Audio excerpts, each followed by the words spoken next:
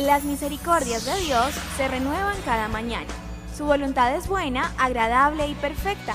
Bienvenidos a una nueva emisión de Vidas con Propósito, para volver a vivir.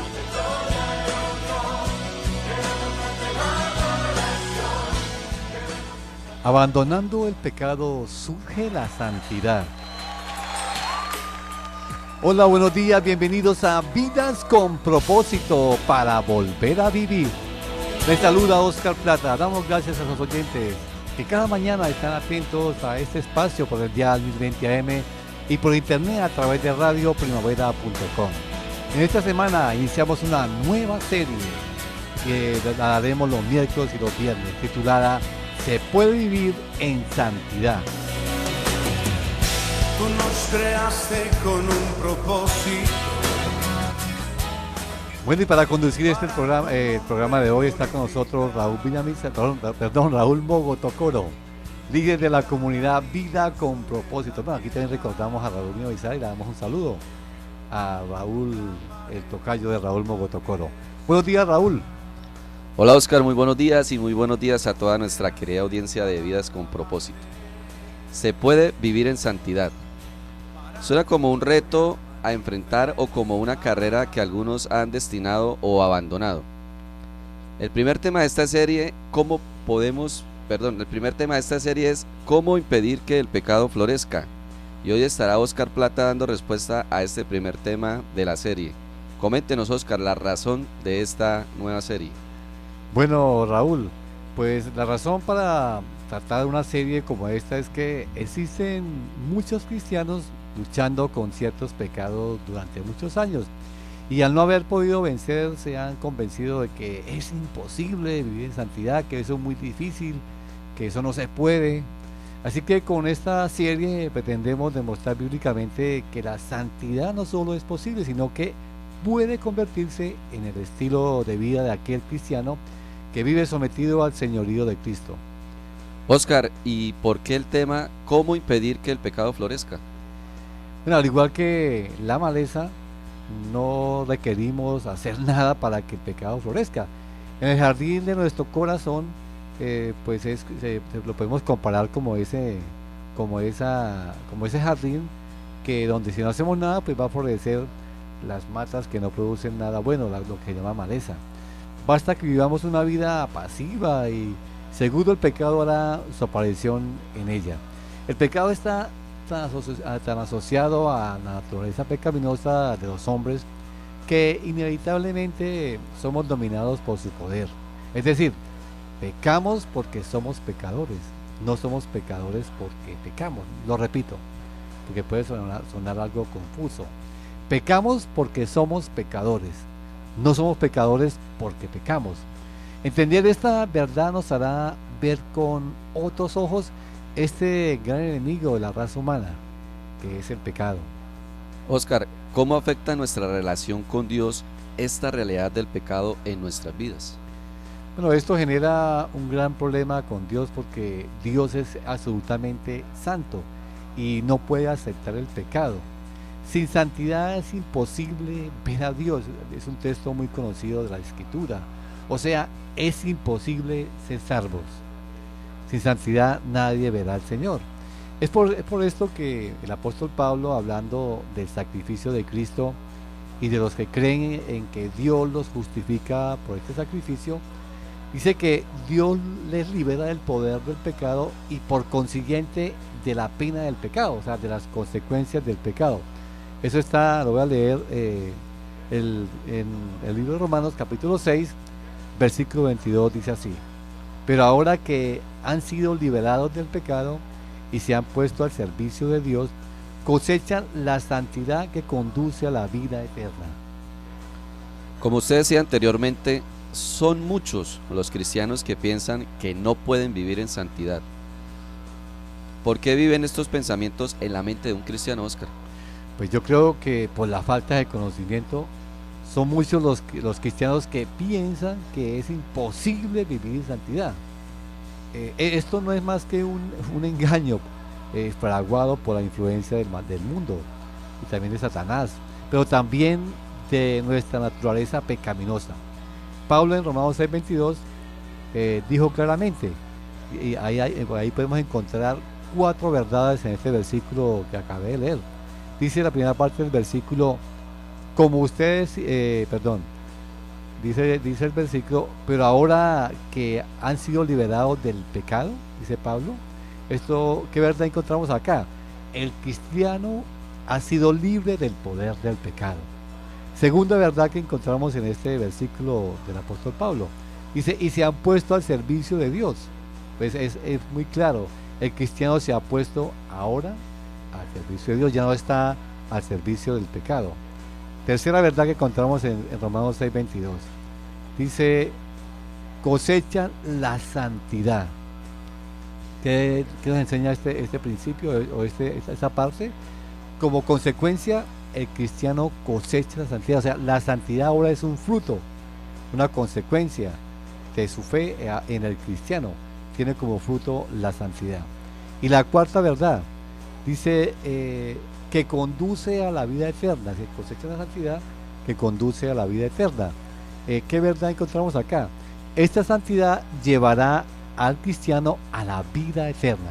Mírenlo, la riqueza que encontramos en este versículo de Romanos capítulo 6, versículo 22. 4 verdades claves y muy importantes para la vida de un cristiano. Muy bien, Oscar. ¿Por qué dice que el mundo, Satanás y la naturaleza pecaminosa engañan al cristiano haciéndole creer que no puede vivir en santidad? Bueno, buena pregunta, Raúl. El mundo, Satanás y la naturaleza pecaminosa, que son los 3 grandes enemigos que tiene el cristiano, y yo creo que todo cristiano lo ha escuchado, se lo ha enseñado, lo ha aprendido, y estos 3 enemigos quieren hacerle creer que no pueden vivir en santidad para mantenerlo esclavo y sumiso a sus deseos. Por un lado pues está el mundo, ¿no?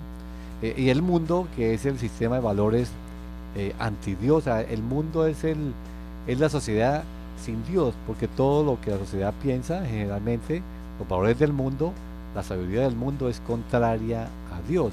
Entonces el mundo es el sistema de valores que está en contra de Dios, y este mundo le brinda una serie de placeres que contrarían abiertamente la voluntad de Dios.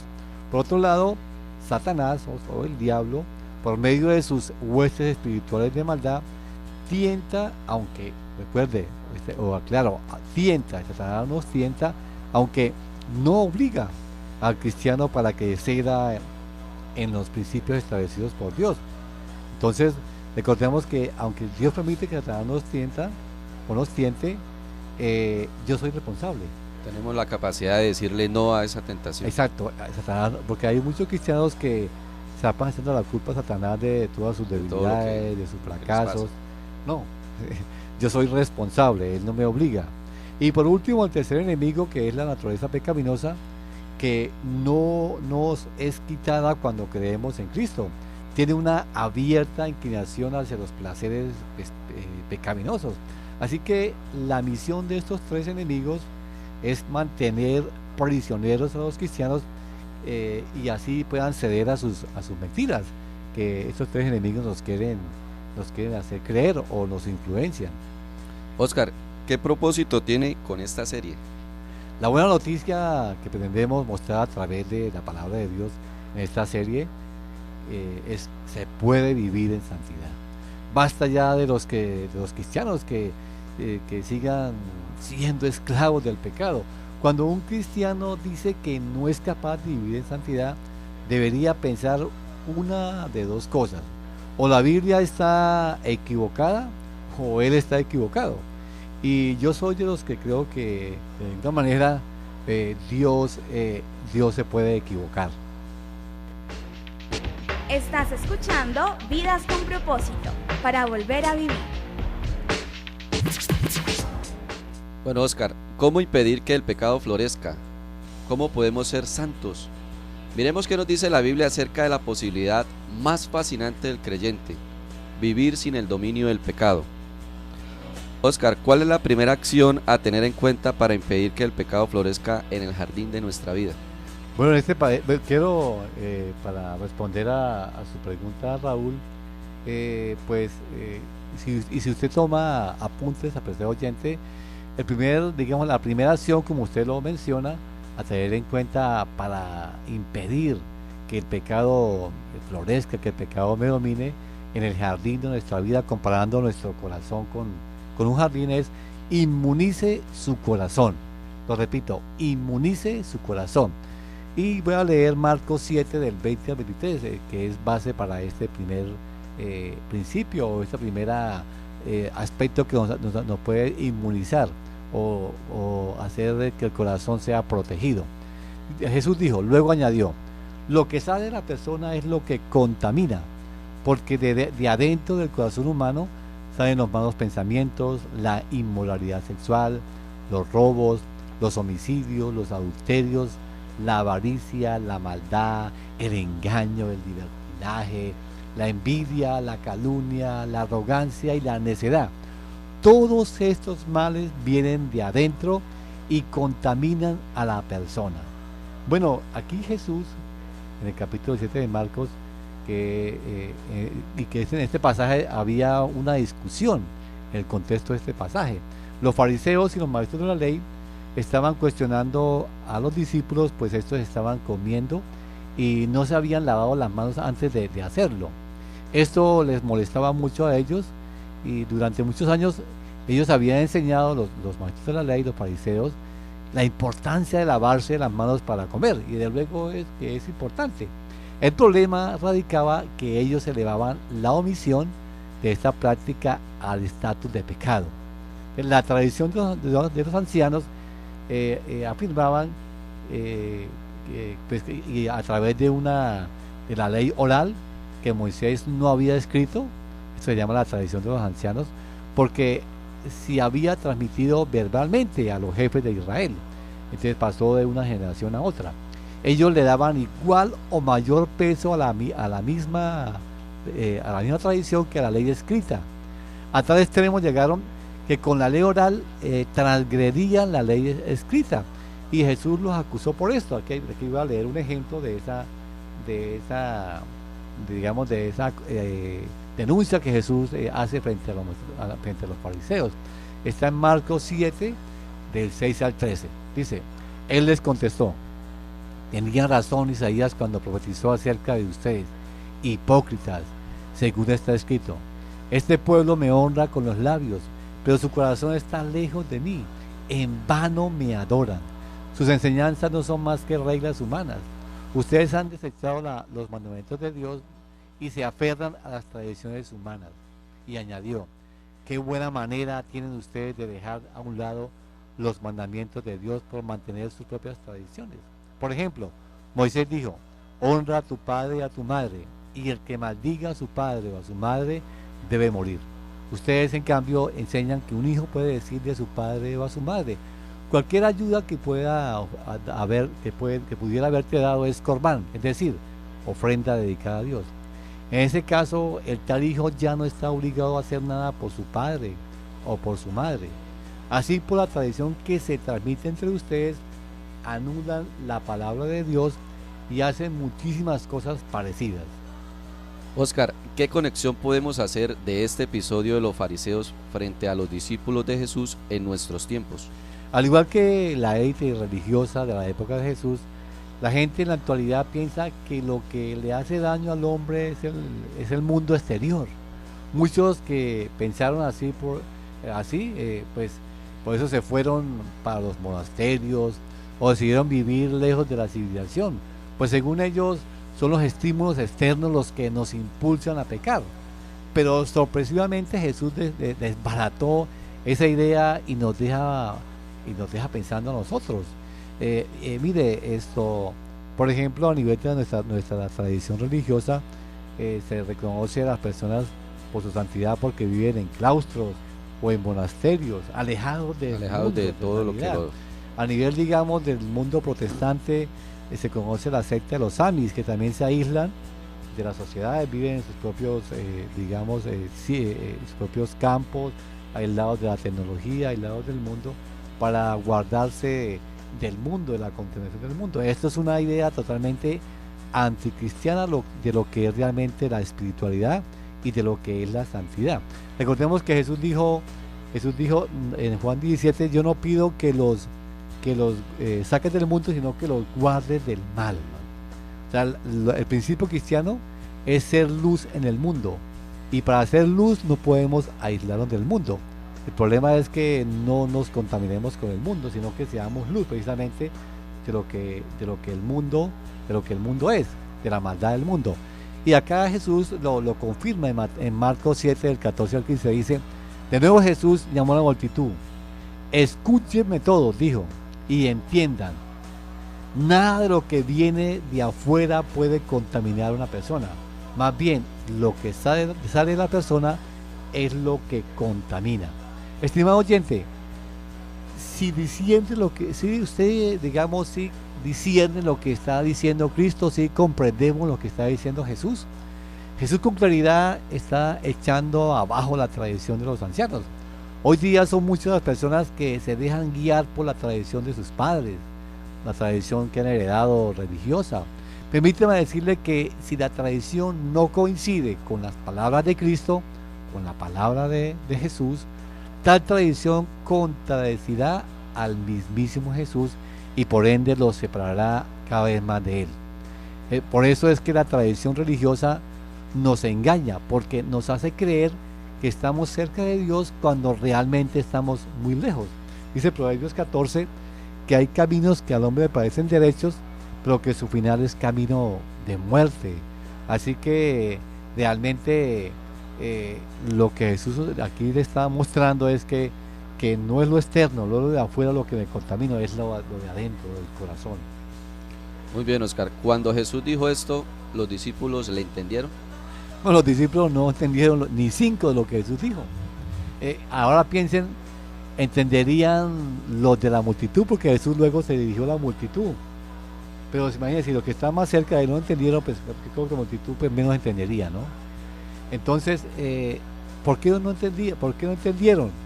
Porque también la multitud estaban cegados por su religiosidad. Es difícil a una persona bajo la religiosidad comprender esto. Entonces Jesús se los explicó con plastilina. Veámoslo en Marcos 7, del 17 al 19. Dice, después de que dejó a la gente y entró en la casa, sus discípulos le preguntaron sobre la comparación que había hecho. ¿Tampoco ustedes pueden entenderlo?, les dijo. ¿No se dan cuenta de que nada de lo que entre en una persona puede contaminarla? Porque no entra en su corazón, sino en su estómago, y después va a dar a la letrina. Con esto Jesús declaraba limpios todos los alimentos. Esta verdad declarada por Cristo quita el enfoque que nosotros tenemos de que la maldad está por fuera y va al punto medular del asunto. Jesús dice, la maldad está en el corazón. Por eso aquí pues, también podemos decir que es muy superficial y muy tonto entre grupos cristianos o ponernos a discutir por asuntos de comida, de bebida, que no comer, que si comer, que si ponernos, que no ponernos. Realmente eso no es determinante, eso no impide que yo entre al reino de los cielos, lo que yo me coma. Entonces vemos que eso es algo muy secundario. Eso tampoco me va a quitar la santidad. Exacto, porque el problema está dentro de mí, el problema no está fuera de mí. Estamos en Vidas con Propósito, en el dial 1020 AM de Radio Primavera, con el tema de hoy, ¿cómo impedir que el pecado florezca? Oscar, en el segmento anterior usted nos explicaba las palabras de Jesús en Marcos capítulo 7, donde nos enseña que el origen de la maldad está en el corazón del hombre. ¿Hay otro pasaje de la Escritura que concuerde con esta descripción que hizo Jesús sobre la maldad en el interior del hombre? Sí, Raúl, hay varios pasajes, pero me quiero referir a uno en especial que concuerda perfectamente con la declaración de Pablo citando las Escrituras del Antiguo Testamento. Eso está en Romanos 3, del 10 al 18. Voy a leerlo.